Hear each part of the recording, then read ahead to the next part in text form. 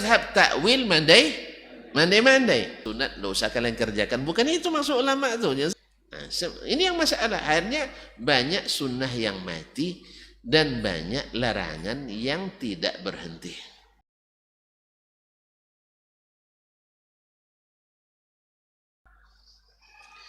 Jadi masalahnya bukan masalah percaya mengimani ayat ini Al-Quran. Ini kadang-kadang lucu nih sekarang nih. Pokoknya asal bisa jawab saja. Itu masuk Imam Malik tuh Al-Quran tuh ada Al-Quran. ini bukan main-main. Itu tidak ada yang mengingkari. Yang sekarang masalahnya yang dia istiskal itu bukan adanya ayat itu. Yang membuat dia bertanya itu bukan adanya ayat dalam Al-Quran. Yang dia tanya itu kan gimana istawanya? Kan itu yang tanyanya. Kaifastawa. Bukan keberadaan ayat itu dalam Al-Quran. Kalau keberadaan ayat dia dah hafalkan sejak kecil itu. Dulu anak-anak itu belajar iman kemudian belajar Al-Quran.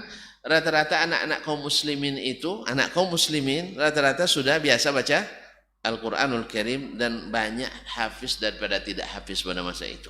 Jadi bukan yang ditanyakannya ada ndak ayat istawa Al-Quran, bukan itu. Antum jangan main-mainlah dengan Imam Malik rahimahullah taala. Tapi yang ditanyakan adalah istawa itu memang ada, cuman bagaimana? Maka dijawab oleh Imam Malik, pertanyaan kamu ini istiwa itu jelas. Cuman kaifanya itu yang tak tahu kita. Karena tidak diberi tahu. Kalau kita tafsirkan nanti mandai-mandai namanya. Kalau kita tolak namanya tongkau. Mana yang baik? Orang tongkau atau orang mandai-mandai? Tahu mana tongkau? Madah. Kalau madah tahu bunyinya. Ngayal tahu juga. Iya. Kalau tidak mau terima maknanya berarti tongkau. Tahu tongkaunya? Apa itu masukkan dalam kamus nanti? Yaitu tidak mau menerima. Pergi, enggak katanya. Itu namanya tongkau. Ngeyel gitu. Kalau dimaknai dengan makna yang tidak ada aslinya seperti itu namanya mandai-mandai. Mana yang hebat? Orang yang tongkau atau mandai-mandai? Tidak ada yang hebat. Maka mazhab tafwid itu tongkau. Mazhab takwil mandai-mandai. Mana yang hebat? Tidak ada satupun. Maka mustahil mazhab ini ada di zaman salaf. Karena mereka bukan orang tongkau dan bukan pula mandai-mandai. Mereka tidak mau bergeser. Tadilah saya katakan sampai Sufyan Ats-Tsauri mengatakan lau istata'ta alla tahukka ra'saka illa bis sunnah faf'al. Kalau kau bisa sampai garut kepala pun mesti pakai sunnah. Coba bayangkan mereka. Kita yang menganggap enteng saja sunnah itu. Ya, kan cuma sunat. Coba sunnah. Antum jangan bilang sunnah itu semua satu hukum. Ya siapa yang bilang? Saya tidak mengatakan sunnah itu satu hukum wajib semua. Tidak ada kita yang bilang itu. Cuman yang kita bilang adalah perintah Nabi itu adabnya ditegakkan. Kan begitu kan? Dan larangan Nabi itu indahnya ditinggalkan. Karena Nabi tidak mungkin melarang kecuali dia senang kalau ditinggalkan. Bukan justru senang kalau dilanggar atau dikerjakan. Kamu saya larang tapi kamu kerjakan hebat kamu ya katanya. Begitu juga ya. Antum bilang, antum perintahkan anak pokoknya kita makan bersama supaya siang ini. Nah tiba-tiba ada yang makan duluan. Dia akan jawaban kan tidak wajib dobi kan gitu ya. Kan tidak wajib. Senang antum? Senang tidak? Hebat kamu ya, belum dapat duit sudah pandai mendebat. Jadi bukan hebat seperti itu. Jadi kita tidak katakan memang sunnah itu ada yang wajib, ada yang sunat sifatnya. Itu kita sepakat itu. Cuman bedanya antara yang mencintai sunnah dengan yang mengabaikan sunnah.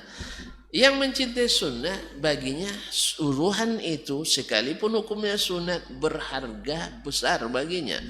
Karena itu peluang. Tapi bagi yang kurang mencintai sunnah, dia menganggap, dekat dikerjakan, kan tidak wajib. Tidak wajib. Dan ini ruh ini boleh dikatakan tidak ada di zaman sahabat. Yang ada di zaman sahabat itu adalah bila perintah Nabi mereka Ya kan, kalau larangan mereka tinggalkan. Bila ada halangan, baru mereka ngadu ke Nabi. Ya Rasulullah, saya tidak sanggup Rasulullah. Kalau tidak sanggup, ini solusinya. Gitu ya. Kalau gitu baru dipahami oleh ulama. Kalau tidak sanggup, ternyata tidak ada denda. Berarti ini hukumnya sunat. Bukan maksud ulama itu, ini sunat, tidak usah kalian kerjakan. Bukan itu maksud ulama itu. Jangan salah paham. Antum aja barangkali yang salah. Yang salah paham. Ulama ketika menjelaskan itu supaya ya yang meninggalkan karena terhalang tidak merasa kecewa. Jelas? Contoh konkretnya, ada seorang anak gadis pergi haji dengan keluarganya. Pergi haji. Sampai di Madinah datang masa apa? Tamu bulanannya. Padahal orang kita di Indonesia kan rata-rata di Madinah ada namanya program Arba'in. Kan ada? Ada Arba'in. Tidak pernah haji, tidak tahu. Belajarlah sekarang biar semangat pergi. Ada Arba'in. Artinya siapa yang sholat 40 kali sholat di Masjid Nabawi, selamat dari 2, selamat dari neraka, selamat dari kemunafikan. Jelas? Hadisnya dhaif. Ala kulli hal. Tapi itu diamalkan ramai karena dalam fadilah amal. Nah, yang ini memahami itu mesti ada kaitannya dengan pelaksanaan haji. Nah, sekarang kan tidak sampai 40 kali sholat dia kan? Kan orang haid kan haram sholat. Ya. Jangan kan ke masjid, di rumah aja haram sholat. Akhirnya menangis lah dia. Hampir depresi pula dia.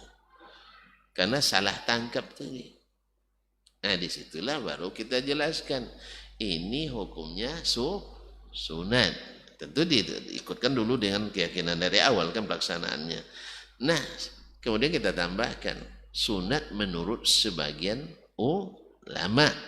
Ya, sebagian ulama. Menurut sebagian hadisnya tidak sahih.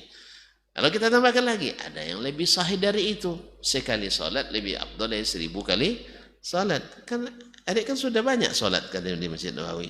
Itu lebih dari 40. Mana yang banyak 1000 dari 40? Baru terang akalnya kembali. Alhamdulillah. Ini gunanya hukum itu dipelajari. Kalau sempat hukumnya hanya sunat dari awal, malas-malas dia ke masjid. Nabawi. Jadi kaum muslimin dan muslimat dirahmati Allah. Jelas ya? Jadi ulama mengklasifikasikan hukum itu bukan untuk ditinggalkan, bukan untuk dilanggar, bukan.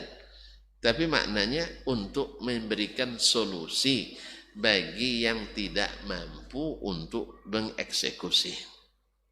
Jadi nyaman jadinya. Enggak, ini kita enggak cenderung belajar hukum itu untuk meninggalkan yang diperintah atau melanggar yang dilarang. Sehingga ada kecenderungan.